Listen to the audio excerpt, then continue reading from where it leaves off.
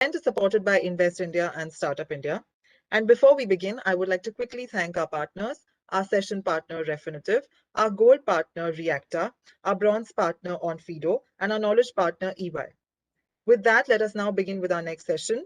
This session is a panel discussion on the topic leveraging RegTech to fight financial frauds.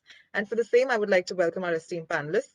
First up, we have our moderator, Mr. Dhruv Phophalia, Managing Director, Alvarez and Marsal, and our esteemed panelists, Mr. Vishal Sharma, co-founder, Advarisk, Mr. Shailendra Mruthyunjayappa, Division President, Verisk Financial, Mr. Liudas, Kanapienis, CEO and founder, Ondato, and Mr. Anand Vaidya, National Business Manager, Advance.ai.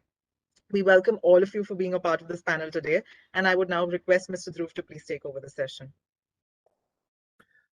Thank you very much, Garima. Hello, everyone. Good afternoon to all of you. And it gives me a great pleasure in welcoming you for this session, leveraging RegTech to fight financial frauds. This is an interesting topic, very close to the people who are on this panel in many different ways. We deal with these situations on an ongoing basis. And really, I think what we want to accomplish from this is discuss and share some of our views and thoughts with you. And also, we will be open for questions, which we will try to take at the end of the session. So with that, let's just quickly dive into a little bit of what is RegTech. As you all know, it is nothing but technology-enabled monitoring, reporting, and compliance of regulations. And really, it is about ensuring that companies, banks, financial institutions have all gone through a wide range of regulatory changes in their local environment, in their domestic environment, in the international markets that they operate in. And banks, financial have always, found different ways and mechanisms to deal with complying with multiple regulations. But with the growth of digital technology, with the growth of doing more and more digital business, we've also seen, along with growth of business, has also been growth in financial crime, growth in frauds, growth in a lot of situations that are really not wanted and situations that companies don't want to be in. We've also seen global regulators impose billions of dollars of fines because of non-compliance with regulations, and banks, financial institutions all across the world are gearing up to face this situation head on. And one of the critical things that people are looking at and have been looking at for a long time, of course, in different avatars, from legacy systems to legacy solutions to more advanced solutions, is really how technology can help banks, financial institutions, and companies comply with these regulations and address this head on. In fact, quite a few financial institutions look at complying with regulations and better risk environment as a competitive advantage to some of the other peers that exist in the market, and has directly impacted the valuation of these businesses. This is really why RegTech is becoming so important, and it is the buzzword right now in various markets, be it in North America, be it in Europe, and so is it in India and the Asian markets.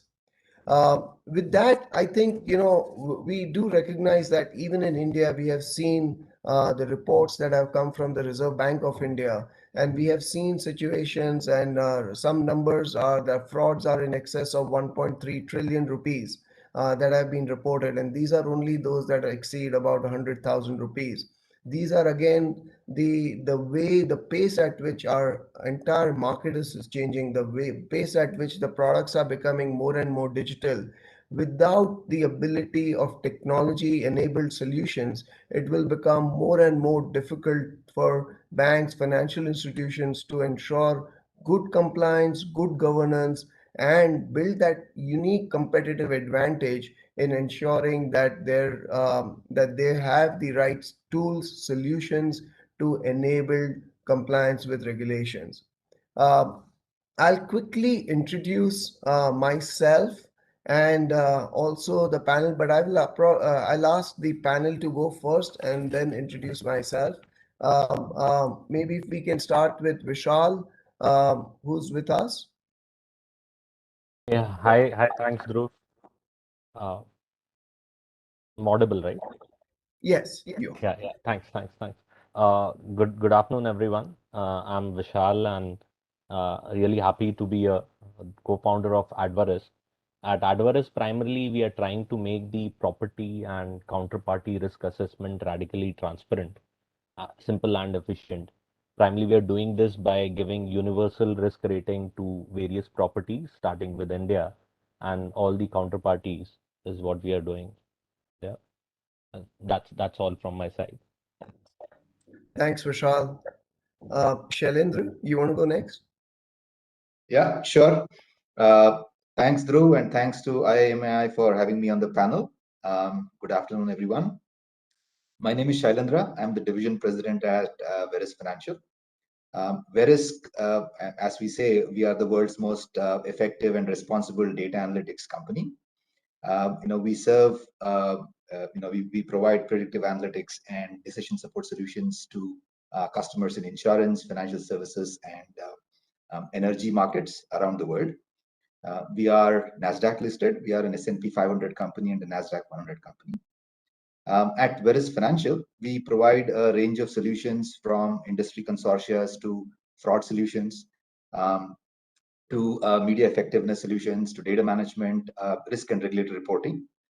I personally became part of Verisk in 2017, through an acquisition of our company called Fintellix, a business unit that I continue to lead within Verisk. Thank you. Thanks, Shailendra. We also have Liudas from Europe. Liudas, you want to go next? Yeah, sure. Hi, everyone. Thanks for having me here. My name is Liudas. I'm the CEO and the co-founder of Ondato. So actually, we are helping the financial institutions to turn the compliance into the business benefit. So that's the solutions that we create. Thanks, Liudas. And Anand? Yeah, thank you. Thank you everyone for having me here. So my name is Anand Vaidya. I am the National Business Manager at Advance.ai. And Advance is a B2B RegTech company with specific focus on risk mitigation, fraud detection, and digital onboarding. We started in 2015, and at that time, RegTech as a jargon was not there. So we probably, were a part of RegTech as a jargon, and we played some part in it. The way in which company started is extremely interesting. The co-founders were traveling by Uber, and what they found was that when you book the cab, you get the photo of the driver on your mobile app. And when you're actually boarding the cab, there is someone else who is driving the cab. So the photos do not match. And that's where a complete idea about face recognition and risk mitigation started. And that's the genesis, and that's how the company started, where we felt that it's a very large problem that needs to be solved. So happy to be part of this conversation. Personally, I bring more than 13 years of work experience across financial services industry. Okay.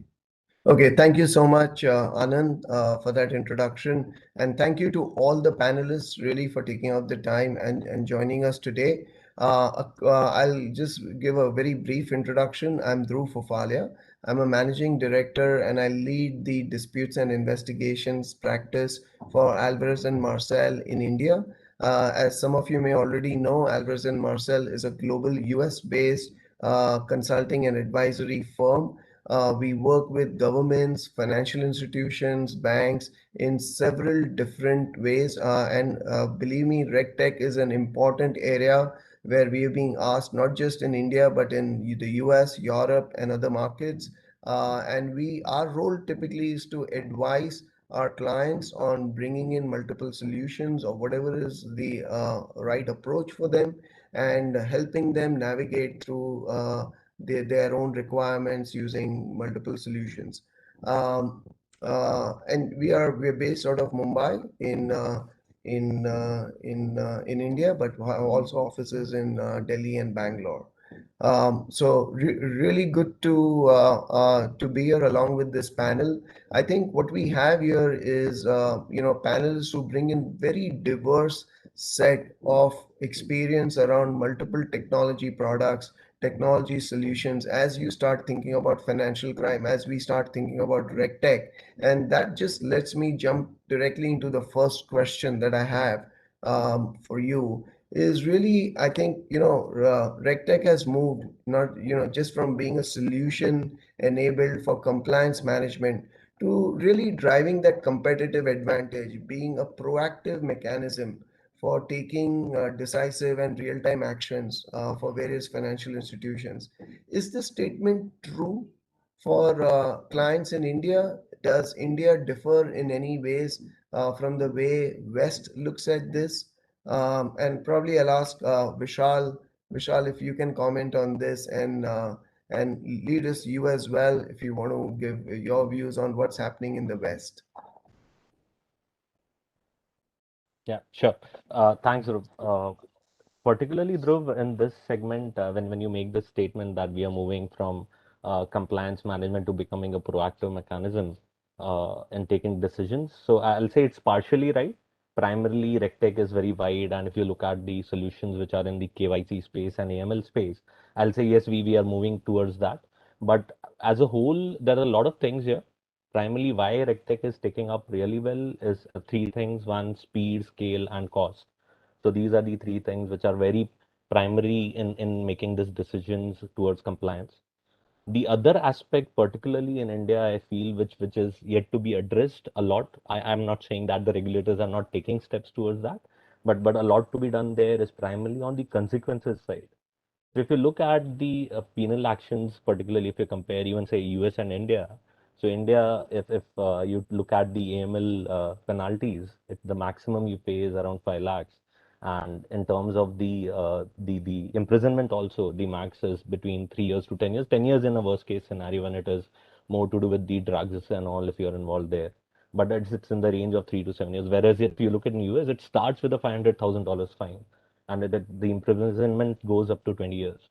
So these things, and also at the same time, the overall behavioral and cultural aspect here, we are, I've seen in terms of organizations also, we are more reactive in nature vis-a-vis proactive. So that it has to be driven from the top in terms of ownership from the business side in various financial institutions and driving compliances. If you look at certain small examples also, people shifting or getting shifted from say a business side to a compliance side is looked more as a demotion and rather than a promotion. Yeah. So we actually have to bring in that difference from a cultural perspective uh, to make Rective first or I'll say prime in the overall stream. And then I'm not saying that RegTech is not bringing in changes. Yes, definitely there are a lot of things which RegTech is bringing in and will over a period of time become proactive in nature. But today, yeah, we are pretty far away from that. Okay, that's interesting. I have a follow-up with you on that, Vishal, but I'll first ask Absolutely. Liudas to please give his views on what's happening in the West. Yeah, so basically, you started touching a really good points. Just we have to understand that regulation is constantly changing, and the thing is, the first challenge is actually to follow those changes and to do things as efficient as possible. That's the first target. What actually the financial institutions are trying to achieve, and especially with the solutions that the companies and direct companies are presenting. So the first target is to make that as efficient as possible, and having in mind that in example, India is a large country, and basically the regulation is one, and usually the financial institutions are serving in kind of one country and at the same time. Looking at Western part, so there's lots of small countries with its own regulations and stuff. Then it becomes even more difficult to actually maintain the business and to run the business. And that's where the RegTech also steps in with the helping to follow that, and with the different application of needed regulation and stuff, and to make that as transparent as possible. Yeah, so that's where this part is moving. And if like answering the question, if RegTech is helping to things more competitive, or like to render things more competitive. So that's basically the general trend that we see at the moment, where everything is moving and where that is leading, because the only way of actually running an efficient and competitive business is to do that in a compliant way, that not to get any fines or something, or to be triggered with the regulator, because we understand that securing the infrastructure that the financial institution has is the most important thing, because of the correspondence relationships, and of course the brand itself, and the trust on the business. Yeah, so for sure that's the trend, and when everything can be made in an efficient, transparent way, with the possibility to react to the regulation changes, then of course it becomes a competitive advantage, and then that's the general trend, what we see, where the companies are moving, even without touching like the small financial institutions, which are not able to develop some kind of solutions on their own. Sure. That's really helpful, Liudas. And to that point, I think this is really, and as you said it, there's no other way to go, given where we are all going towards the entire digital economy, digital transactions. RegTech is the only way that you'd be able to kind of manage this in the most effective manner.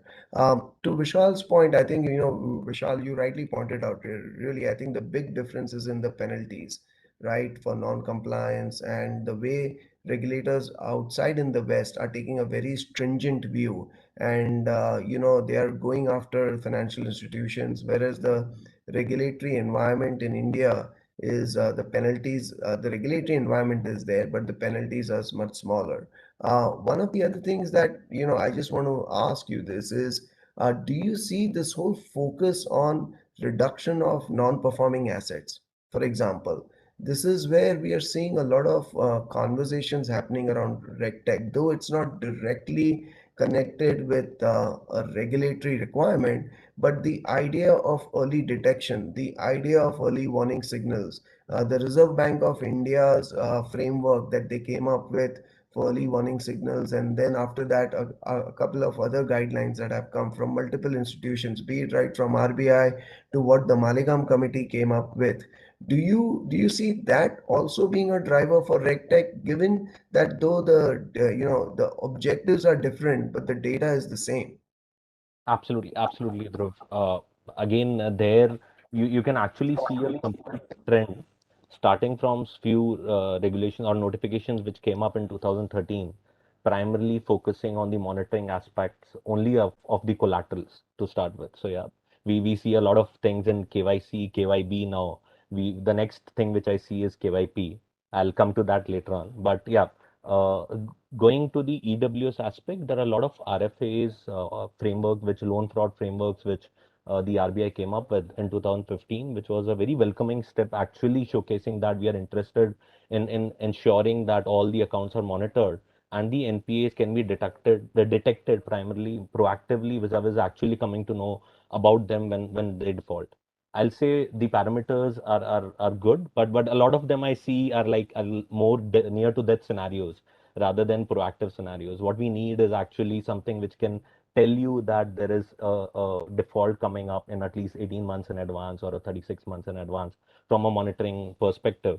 So that's again further shaping up. Recently, the DFS came up with few guidelines around the ASMs, agencies for specialized monitoring. I understand probably ANM is also one of them, and the a lot of responsibilities there which have come up on a lot of big fours, ANMs, which of the world, which are focusing on the monitoring aspect is what I see.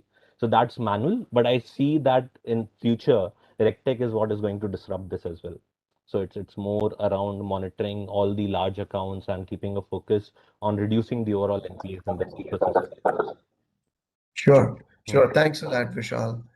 So a related question for you, Anand, on this is that, are financial institutions looking to buy or build RegTech? What is their view of how they're addressing financial crime, and what are some of the things that they're thinking about in looking at RegTech and how to address, be it on the financial crime side, on the regulatory compliance side, or on the NPA management side?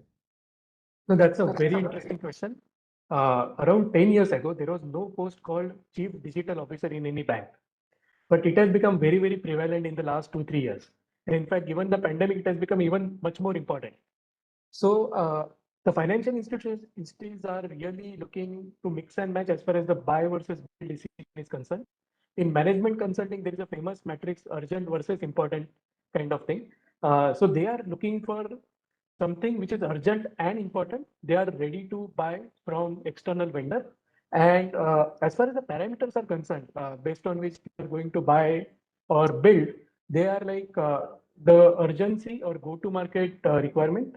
Secondly, their internal capabilities, because some of the banks are actually developing these assets internally, whether it is the people assets, whether it is technological assets. And thirdly, the capabilities of an external vendor also. So it's really on the case-to-case basis whether they are going to buy or whether they are going to build.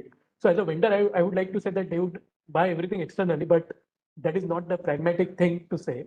But so that's where the banks are getting into. And as Vishal rightly said that in 2015, the erstwhile governor, Mr. Raghuram Rajan, so he came up with NPA framework.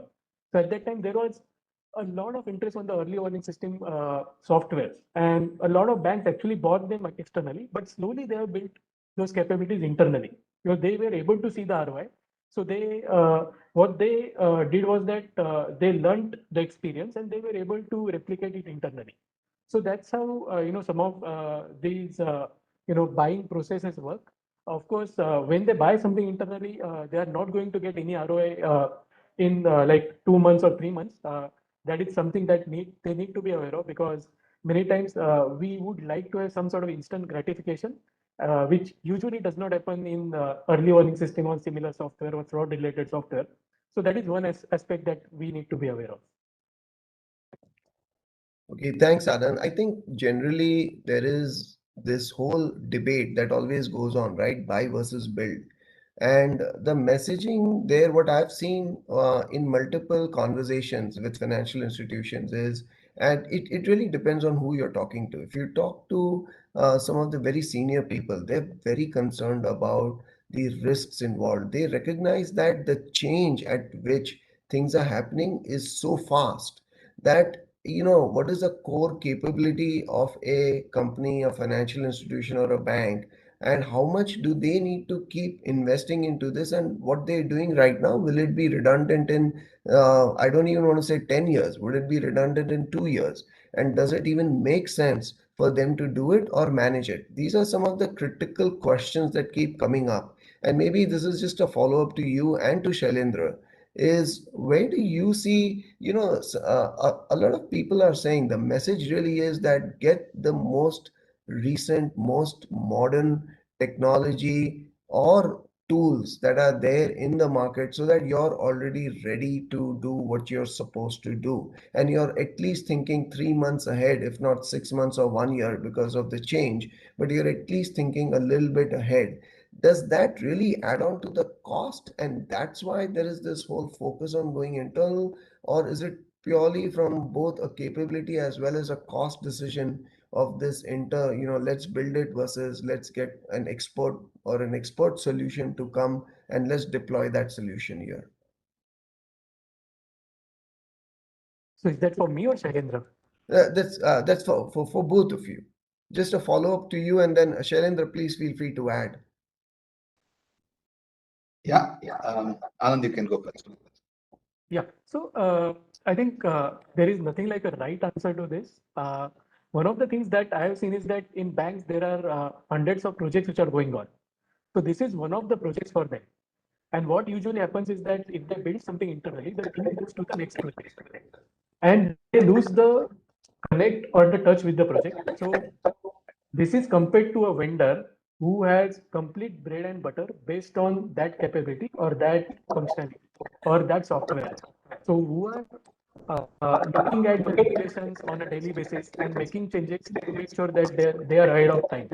So that's where the buy versus build will also come into picture, because as far as the people focus is concerned, it is completely different as far as the vendor is concerned versus internal team is concerned. Okay. So, now, fraud, financial crime, regulatory compliance, they all evolve over time at a pace that can't be estimated or predetermined or planned for. But we've seen that a lot of the financial institutions take a view to these projects as a 5-year TCO or a fixed price, fixed budget type of an initiative with very limited flexibility.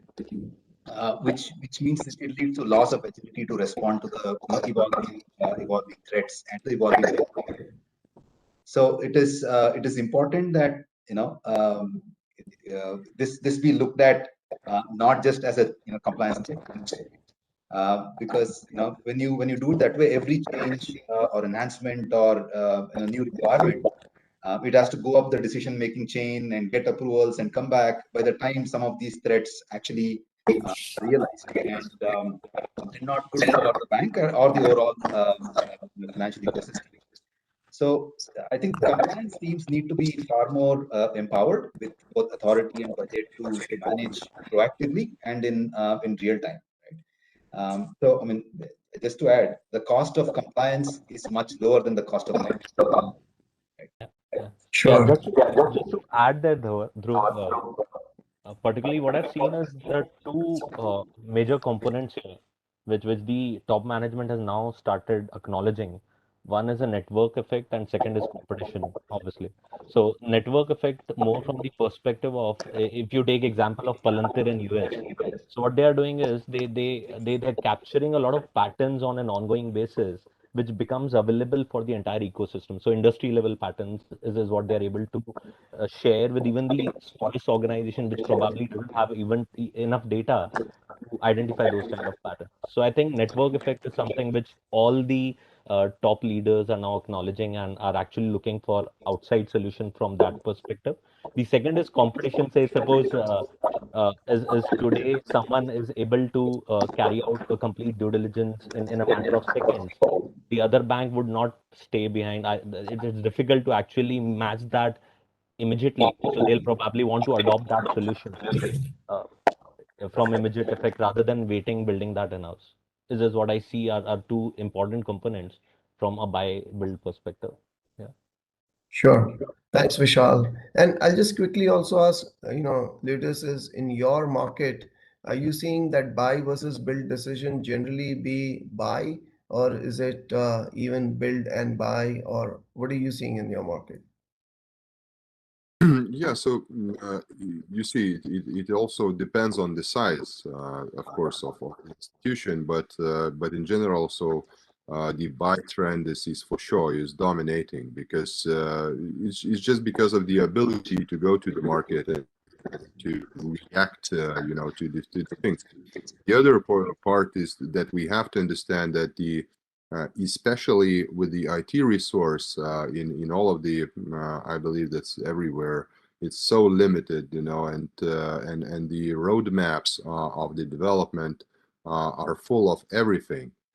So for sure, the speed is crucial, and what touches the compliance and reaction to the same fraud mechanism and everything is for sure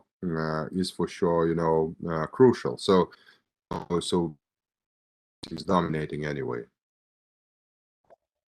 Sure. Thanks, Liudas. So, Shailendra, let me come back to you. Typically people say, okay, there is RegTech. We generally understand it, but can you share some use cases that we've seen of RegTech in India? For example, can financial institutions prevent identity-based crimes using RegTech? Are there other good use cases that our audience would like to, it'll be good for them to know? Okay. Like Anand was talking about, urgent versus important. Let me talk about a large problem that is looming. It may not be urgent or important right now, but it is coming. It is to do with the rapid digitization that we are seeing. which is bringing in more and more of the small businesses and consumers onto the digital space. So one potential fraud area, right, very often not highly scrutinized, is around payments and merchant fraud, right? Especially banks on the acquisition side, right, have the obligation to ensure that merchants' identities are checked, verified, any bad actors are restricted and reported. And you know, um, these bad actors could be in any form and shape, right, involved in multiple different kinds of frauds and financial crime, right? It could be illegitimate businesses in the shape and form of a legitimate business. It could be defrauding of customers. It could be using merchant accounts for money laundering, using it to trade illicit goods and services. It could be for terror financing and so on and so forth. So all of these are going to increase the risk on banks, right? Take into account that e-commerce currently constitutes about 4% of our retail GMV in India, and this is expected to double to about 8% of the retail sales in the next 3 years, and this against the global average of 18% currently. So we still have a long way for this adoption to go, but it is going at a very rapid pace, right? So this will bring more and more merchants online, more and more consumers online, and the more vulnerable lot are going to be online. And this exposes all of them, financial institutions as well as consumers and merchants, to a whole lot of risks. And think about it. Just take an example of money laundering. Right?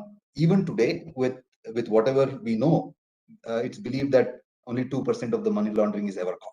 Right? And this is what is estimated. So what we don't know, we don't know.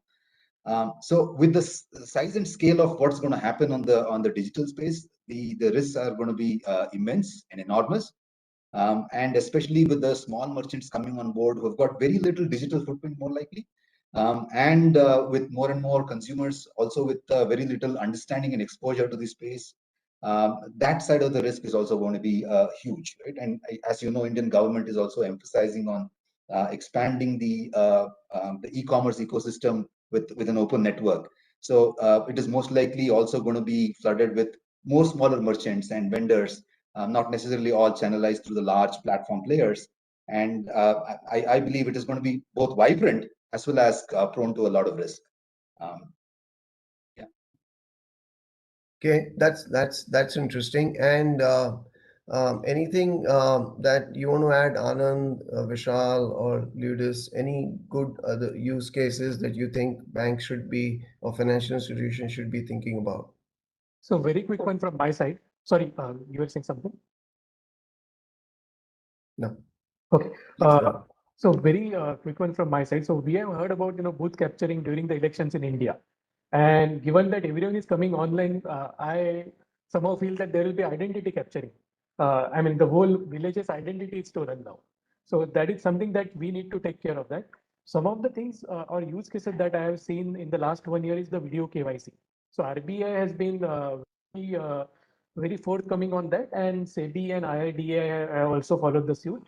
So video KYC is something which can help to identify a person uniquely using anti-spoofing, liveness detection, two-way communication.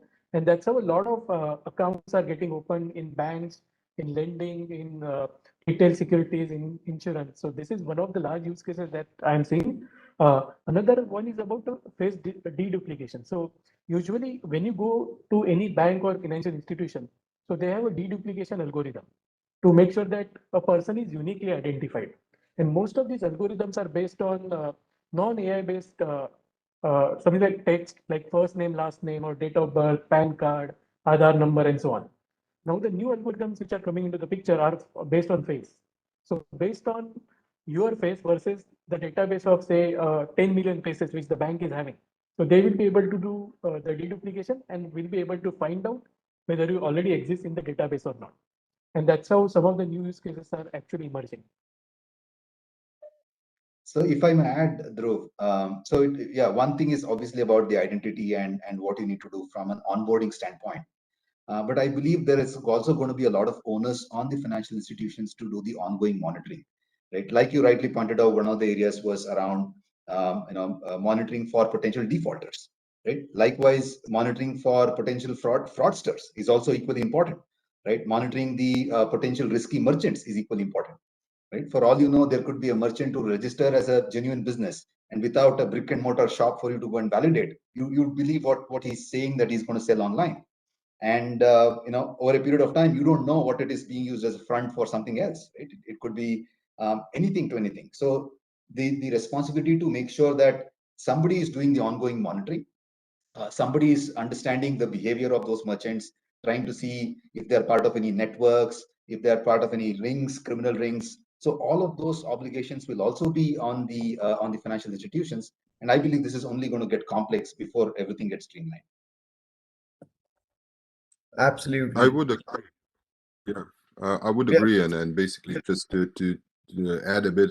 So we are talking not only about the online or digital business. Yeah, it touches all the processes that are within the financial institution, and even in the offline operations, there's still lots of the things that to do and sometimes digitalize, sometimes to make the processes more efficient and more transparent, because even today we have so many processes within the financial institution where the fully human power involved, and of course all the copies exist and all the stuff of the documents. I mean, not only the identity documents but all the other related with the ongoing due diligence as well, and that's lots of the things still to improve within the financial institutions for sure.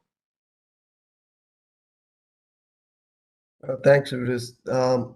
Just whenever we talk about data, there's always everything that we've been speaking about also has an embedded piece around artificial intelligence, machine learning. This is really how we are changing it from a people-based to a technology-based solution, right? We still need human capital. We still need. We're never going to replace that, but how do you see artificial intelligence and machine learning, getting more and more important here? And what are potentially some use cases? Vishal, do you want to go first, and then maybe Shailendra? Yeah, whatever. So yeah, uh, I think few of the use cases Anand already highlighted. One was around the face match. Uh, one thing which we are doing at our end is primarily what you'll do is when you are actually looking at a document, you'll see whether it is edited or not, etc. But what we are trying to do now is whether this document is genuine or not through deep learning. So what we are trying to do is train a lot of models there primarily to identify whether the property documents which are coming up in the ecosystem, which are genuine or not, is one of the use case. We are doing a lot of deep learning from an OCR perspective is what we are focusing on. So making data accessible for the again AI ML models to work. There's a lot of AI and ML which is going there is what we are focusing on, and I think that will keep on increasing. It has to be there primarily because from an India perspective, a lot of these documents are sitting in vernacular or probably scanned documents as we discussed. So that all that has to be brought into digital before we actually apply a lot of AIML from a fraud detection perspective, but a lot of AIML going there as well. Yeah. Thanks, Vishal. I think if you think of AI/ML use cases, you can find them across the board, right? The entire regulatory spectrum.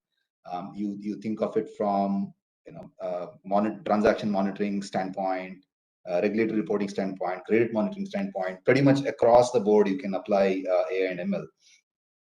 And essentially, the power of that is that you're able to identify anomalies and kind of detect suspicious behavior, right? And some of that learning also is enhanced because of the volume of data. As you grow more data, you're able to analyze it better and better. What you're also able to do is create your segments at a much more micro level, right? Because at a human scale, it's only possible to some extent, right? But at a machine scale, you are able to segment it at a micro level, and you're able to identify patterns and anomalies much better. Whether it is credit monitoring or transaction monitoring, like I said. And you're also able to establish the links between between various entities based on the patterns and evolving patterns. I think that's where AI and ML is most powerful. Um, but also on the other side, you should think of it. There are a lot of operational use cases as well for AI and ML to be used. Um, there are large teams that are used for regulatory reporting, for example. There are large teams that sit together and do investigation of all the cases that are flagged off by the fraud management system. But nobody is using the intelligence that is gained over a period of time and say, how do we make that process better, right? If I have a team of 20 people doing investigations, over a period of time, I realize that there is a certain pattern to some of these issues. I know who does what job better. I know what kind of issues take how much amount of time. So if I'm just able to use AI and ML on top of that data itself, it gives me a lot of operational benefits and optimization of my teams that are involved. Sure. Thanks, Shailendra. I'm just a little mindful of the time, and we've started getting some audience questions. So I'll kind of jump to, to conclude at least our point of view, and maybe we'll start with Ludus. Is what would be your three broad aspects that you think RegTech has a significant, contribution to play, or what are the three most important things that our audience should think about when they think about RegTech? Yeah, so from my perspective, it's more of the target, basically what, to think about the target, what we are actually solving. Yeah? So the first one is to kind of get rid of the possible mistakes, and especially we already discussed about that, and there were really good points about, changing the people power to the technology itself. And especially in those places that requires some, repeating, let's say, tasks and all the stuff, where the technology can be just used better, and of course to think about that at the very beginning.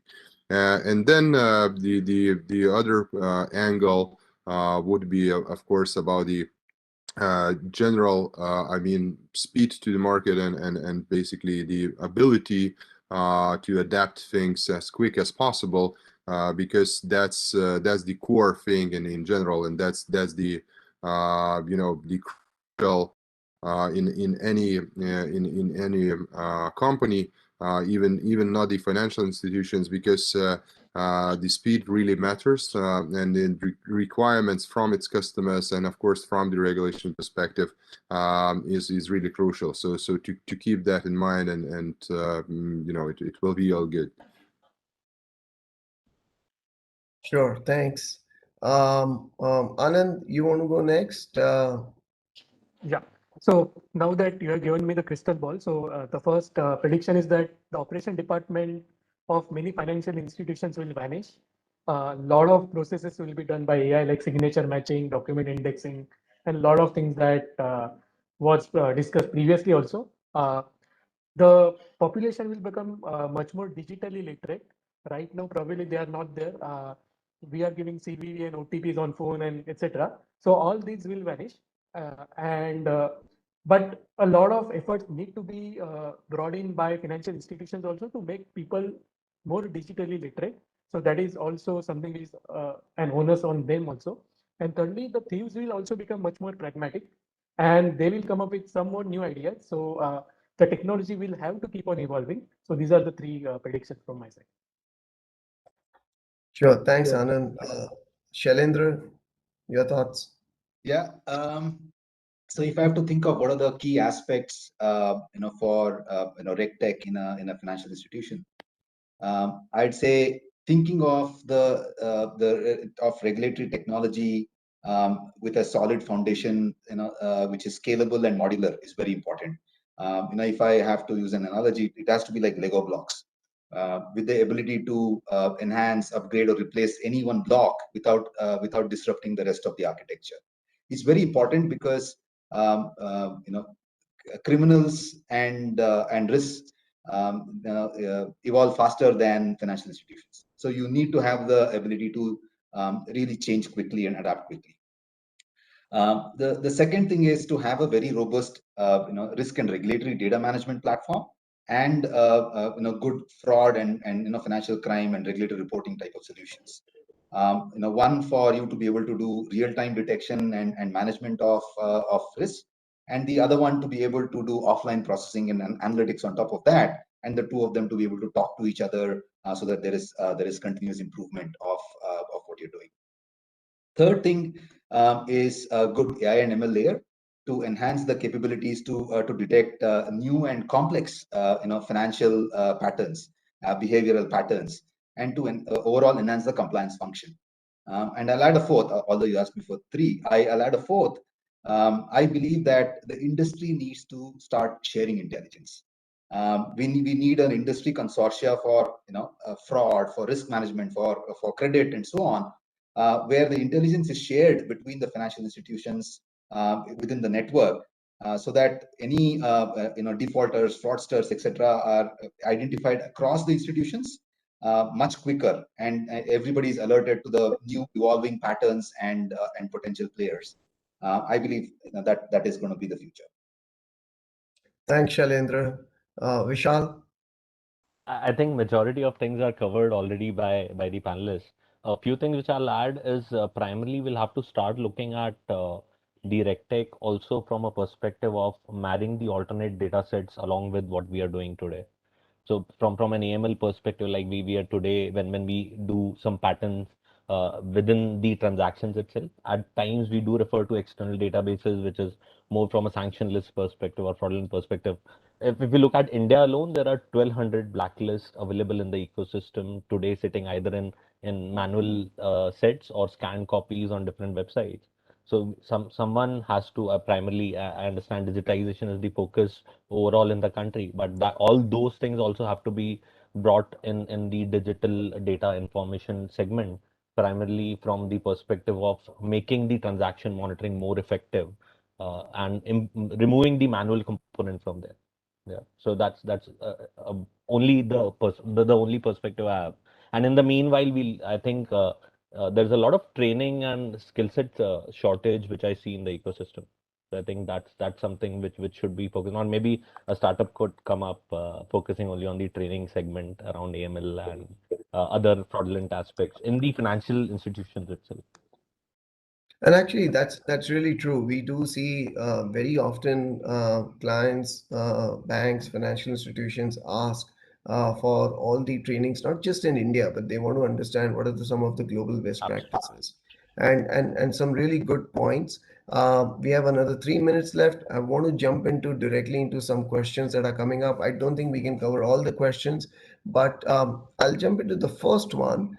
With respect to financial crime and financial criminals, the question is, does SupTech, supervisory technology, play an equal role like RegTech? Anyone wants to take that question? Maybe I will. Sure. Absolutely. I think supervisory technology is equally important, right? It's just the other side of the coin. And we have seen that at least in the recent past, more and more of the regulators are becoming open-minded about newer technologies. They are being more pragmatic. They are collaborating with the startup ecosystem. They are collaborating more with the industry. They are setting up their accelerators of their own, and so on. So which is very good to see. And supervisory technology actually at times will push the regulatory technology in a certain direction, right? If regulators say that these are the kinds of data, these are the kind of methods, this is the way I want to collect data, this is the way I want to monitor you, that pretty much kind of lays the outline of the framework for the rest of the industry to follow. So it is very, very essential for supervisors to take the lead and be more proactive and kind of set goal-based, sort of outcome-based requirements for the rest of the industry.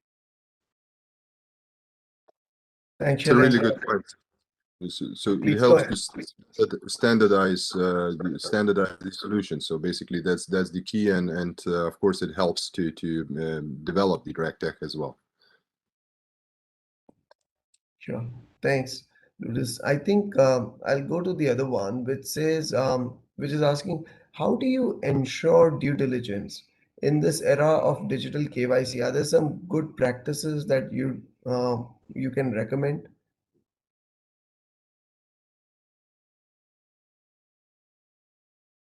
Anyone? Sorry, So, I can like how to ensure that it is maintained, yes, in the area of KYC, but that's the like answer in the question, to be honest, because in digital KYC it is easier to ensure that that due diligence is maintained, because you have to be going through the process of digital digital KYC, and to submit all the layers of the information and the data sets to be able to onboard these customers. So, so to be honest, it is way easier when some financial institution is fully digital, when comparing to the when the financial institution is like as we call that, offline or half digital. So for sure, it is just easier when it's done in the one single digital way, to be honest. Yeah. Just to add a line there, I see a lot of steps taken in India towards that. Like we have the India stack, but now the AA ecosystem is also coming into play, which helps primarily in a more effective due diligence. So the stack is helping a lot there. okay, that's good to know. I still want to go with one last question. I know we're just past, and this comes to a comment around. I think Shailendra, you made that comment around small merchants, right? And these small merchants are coming online. They have very limited digital literacy. These could be across rural areas, urban areas, etc. How do you propose that institutions mitigate that risks that arise from small merchants that have very little digital literacy? Well, digital literacy, you can't measure digital literacy the same way we used to measure literacy, right? I think through the pandemic, people have proven that they're extremely resilient, and they adopt pretty fast.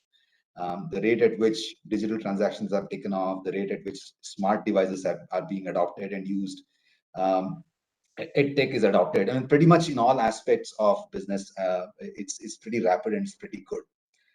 I think the vulnerability comes from the fact that they do not know the fraud patterns, the risk patterns. They don't know the workings behind it. Right? From a user standpoint, I think calling them digitally illiterate is probably cliche. They'll adopt to it. They'll use it well. They don't understand the risks behind it. I think that is important for the ecosystem to take care of. In terms of having the right controls in place, having the right standards in place, having the right intermediaries in place. It's very, very important, so that information that is exchanged, whether it is related to fraudulent transactions or data privacy or any of that sort, is actually going through a very robust backbone, and that backbone is secure. I think that is the most important aspect to make sure we create a more secure financial and e-commerce ecosystem. I think we really have, we don't have more time, and this would be the last question. But really, I want to thank all the panelists once more, and thank you to IMAI for organizing this this session. And with this, back to you, IMAI. Thank you, Dhruv, and thank you to all the panelists for joining in today. We will be back with yet another exciting session shortly. Thank you. Thanks, Thank you, everyone.